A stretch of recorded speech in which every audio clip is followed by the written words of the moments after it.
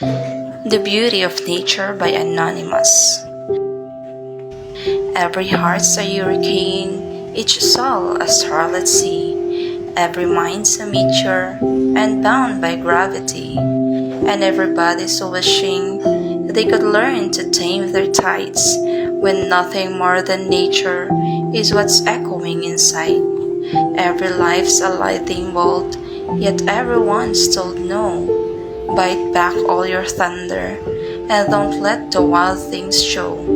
Every heart's a hurricane, everyone's a world within. Every life too short for loathing, any storms beneath your skin.